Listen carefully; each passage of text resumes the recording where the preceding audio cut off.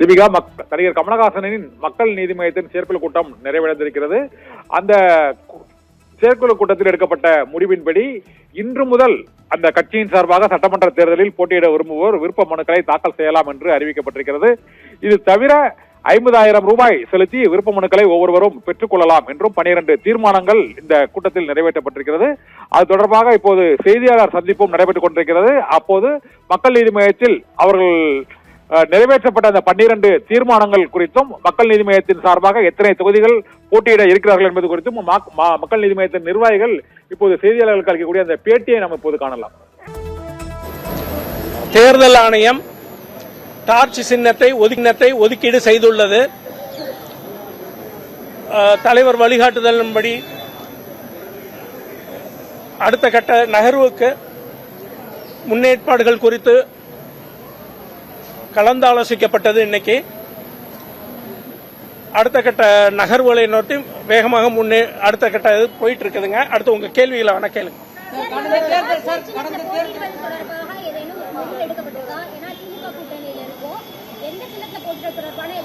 அதாவது தேர்தல் ஆணையத்தில் டார்ச் சின்னம் விண்ணப்பிக்கும் போதே அதுல போட்டியிடுவதற்கு தானே விண்ணப்பிச்சிருக்கிறோம். கடந்த தேர்தலில் தனி சின்னம் போட்டிட்டீங்க. இந்த வாட்டி கூட்டணி தொடர்பாக தலைமை வேற தலைமை வந்து அவங்களுடைய சொந்த சின்னத்தை போட்டிருக்காங்க. நீங்க உறுதியா இருக்கிறீங்களா? உறுதியா இருக்க போய் தான் டார்ச் சின்னத்துக்கு முதைய நாங்க விண்ணப்பிச்சிருக்கிறோம். தேர்தல் ஆணையமும் எங்களுடைய பெர்ஃபார்மன்ஸை வச்சு தான் கொடுத்திருக்கிறாங்க. எங்களுடைய இதுக்கு முன்னாடி 2 பொது தேர்தல்களையும் நாங்க எப்படி செயல்பட்டிருக்கோங்க அதை பார்த்து தான் அவங்க கொடுத்திருக்காங்க. ஆண்டுகளை காட்டிலும் கூடுதலான இடங்கள் கேட்பீங்க. கடந்த தேர்தல்களை காட்டிலும் அதாவது தொகுதிகள்ல 2 தொகுதிகள்ல நாங்க தனிச்சு நின்னோம். அதனால நாங்க தான் நின்னோம். நாங்க யார்ட்டையும் கேட்க வேண்டிய அவசியமே இல்ல. நாங்க தான் நின்னோம். இப்போ கூட்டணியில திராவிட முன்னேற்ற கழக தலைமையிலான மதச்சார்பற்ற முற்போக்கு கூட்டணியில நாங்க முக்கிய பங்கு வகிக்கிறோம். அதாவது 2019 தேர்தலையும் 21 தேர்தலையும் நாங்க தனிச்சு போட்டியிட்டோம்.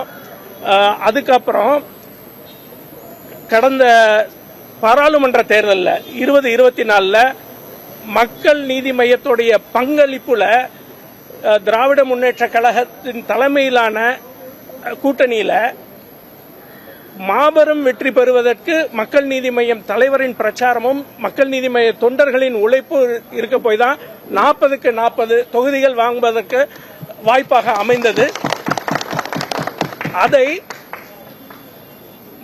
அதாவது திராவிட முன்னேற்ற கழகத்தின் தலைவரும் தமிழ்நாடு முதலமைச்சர் மாண்புமிகு ஐயா ஸ்டாலின் அவர்களும் கூட்டணி கட்சி தலைவர்களும் அதை அங்கீகரிக்கிறாங்க.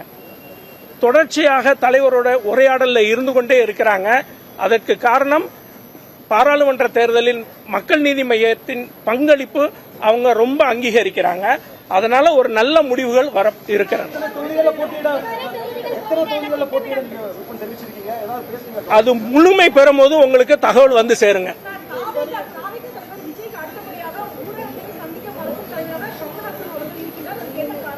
அப்படிலாம் ஒண்ணும் இல்ல. அவங்க தொடர்ச்சியா சந்திச்சுக்கிட்டு தான் இருக்கிறாங்க. ஒவ்வொரு ஏர்போர்ட்ல போயிட்டு வரும்போது, விமான நிலையம் போகும்போதும் வரும்போதும் பேசுறாங்க. இப்ப அடுத்த ஒரு 2 முக்கியமான மீட்டிங் அங்க இருக்குது. இந்த செயற்குழு கூட்டம் ஒரு 2 மணி நேரம் முதல் நிர்ணயிக்கப்பட்டிருந்தது. அது கருத்து கேட்புகள் விரிவடைந்துட்டு போகும்போது 4 மணி நேரத்துக்கு மேல ஆயிருச்சுங்க. அடுத்த மீட்டிங் 2 முக்கியமானவர்கள் வெளிநாட்டில இருந்து வந்தவங்களும் அங்க வெயிட் பண்ணிட்டு இருக்கிறாங்க. அந்த நேரத்தை அவங்களுக்கு சரியாக ஒதுக்கீடு செய்ய வேண்டும் விரைந்து அங்க சென்று கொண்டிருக்கிறாங்க. இந்த கோரிக்கைகளை நிறைய கூட்டணி கட்சிகள் வச்சிருக்காங்க. மக்கள் நீதி மையம் சார், இப்ப எங்களோட பிரதான நோக்கம் என்னன்னா, இங்க மதச்சார்புடைய கட்சிகள் இங்க பெனிட்ரேட் ஆகக்கூடாது.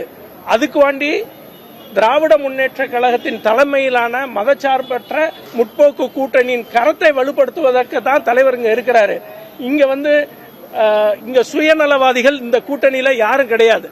திராவிட முன்னேற்ற கழகத்தின் தலைமையிலான கூட்டணியில யாரும் சுயநலம் பார்த்து இங்க இருக்கிறது இல்ல. தமிழ்நாடு மக்களையும் தமிழ்நாட்டையும் காக்க வேண்டும் என்ற பொது நோக்கோடு இருக்கக்கூடிய எங்களுக்கு அதுல கவனம் இல்ல. எதிரிகளை தமிழகத்துக்கு வரக்கூடிய பாதிப்புகளை தடுப்பதற்கு தான் எங்களுடைய முதல் காரணம் வந்து இந்த கூட்டணிக்கு வந்து. சோ அதனால எங்களோட நோக்கம் அதுல தான் இருக்க முடிய இதுல இருக்காது. அடுத்து கூட்டணி பேச்சுவார்த்தை தொடங்கிட்டீங்களா? இப்போ தொடங்க போறீங்க.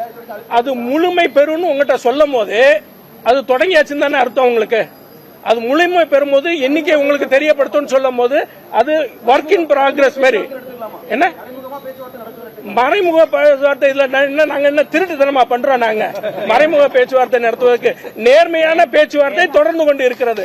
Work in progress.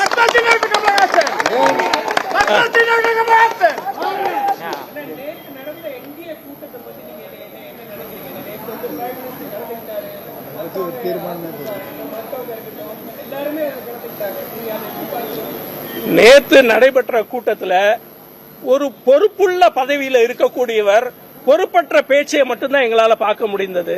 ஒரு பொறுப்புள்ள பதவியில் இருப்பவர் இங்க ஒரு பொறுப்பற்ற பேச்சு, அதாவது ஒரு சிறப்பாக தமிழகத்தை வழி நடத்திக்கிட்டு இருக்கிற ஒரு முதல்வரை பொறுப்பற்ற முறையில் பேசுவது. அதுல எங்க தீர்மானத்தில் கூட நீங்க பாப்பீங்க. அதுல தீர்மானத்தில் தமிழகத்துக்கு வரும்போதெல்லாம் தமிழகத்தின் மீது பாசம் இருப்பது போன்று பேசுவதும், ஒரிசால தேர்தல் நடக்கும் போது தமிழர்களை திருடர்கள் என்று சொன்னவர்களும் தான் இன்னைக்கு அந்த கூட்டத்தில் வரிசைக்கா இருக்கிறாங்க. அவங்களுக்கு துணை நிற்பவர் எல்லாத்தையும் பார்த்து வருத்தம் தான் பட வேண்டியது இருக்கு.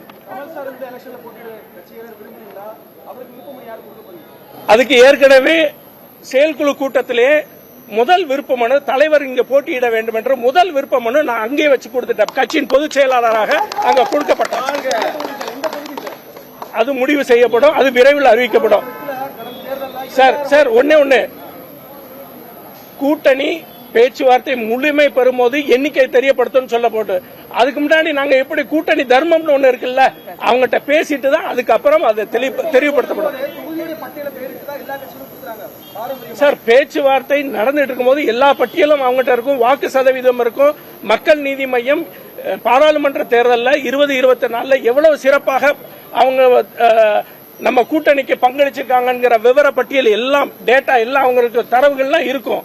நாங்க எங்க சிறப்பாக செயல்பட்டிருக்கிறோம், சென்னை மண்டலங்கள்ல எப்படி செயல்பட்டிருக்கிறோம், கோயம்புத்தூர் மண்டலத்தில் எவ்வளவு செயல்பட்டிருக்கோம் எல்லாருக்கும் கூட்டணிக்கு தெரியும். அதனால தான் கூட்டணி கட்சிகள் தலைவர்கள் எல்லாம் தலைவரோடு கைகோர்த்து கொண்டு கரம் கோர்த்து கொண்டு நாங்கள் இங்க இந்த கூட்டணியில யாரும் சுயநலவாதி கிடையாதுங்க. இவங்களோட ஒரே நோக்கம், நம்ம கூட்டணியின் ஒரே நோக்கம் என்னன்னா தமிழக மக்களையும் தமிழ்நாட்டையும் காக்க வேண்டிய கடமை நமக்கு இருக்குது இந்த கால சூழ்நிலையில.